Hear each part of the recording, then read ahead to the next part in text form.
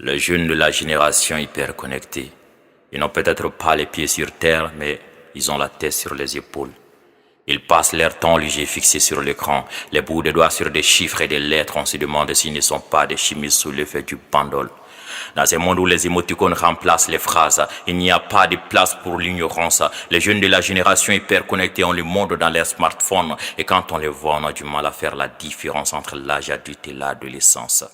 Assoiffés d'informations et de communication, sont tous devenus des furetaires. À force de télésnober, ils ont fini par ignorer les réalités de la vie réelle et ça me fait peur. Moi, pour avoir les nouvelles de mon jeune frère, je dois monter sur les réseaux sociaux. Pourtant, nous vivons dans la même famille. Les jeunes de la génération hyper connectée ont des amis sur tous les continents du monde. À ces inconnus discutent de leurs problèmes. Finalement, c'était leur vraie famille. Ils peuvent faire des semaines sans dire un bonjour à leurs voisins ou voisines d'en face. Le jeune de la génération hyper connectée paraît vivre dans un autre univers temporaire qui passe. Ils nouent des relations amoureuses sans jamais se rencontrer une seule fois physiquement. Ils font des ventes et achats sans un seul déplacement. Ils font le tour des continents sans se poser des questions sur l'état de nuages. Mais lorsque le mot pirate trouve sa place dans le vocabulaire d'antique, les jeunes de la génération hyper connectée doivent s'y résigner que le réel ne peut être substitué par le virtuel comme une page par une autre page. Les avatars ont beau prendre leur place dans le monde virtuel, mais ils ne peuvent s'empêcher d'encaisser ou d'éviter les épreuves de la vie réelle. Car les épreuves de la vie réelle sont tout sauf irréelles.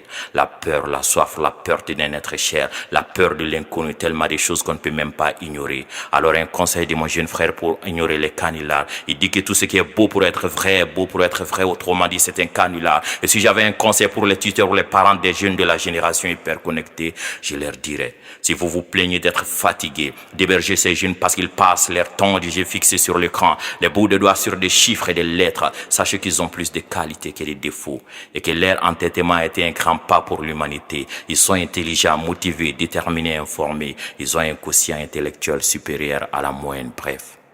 Ils sont les favoris de l'évolution humaine. Alors par ces mots, je termine. L'Internet attire les jeunes de la génération hyper connectée, comme le désert attire les nomades et comme l'infini attire les poètes que je suis. Kamsoul Islamer, Pempe Foujanfa.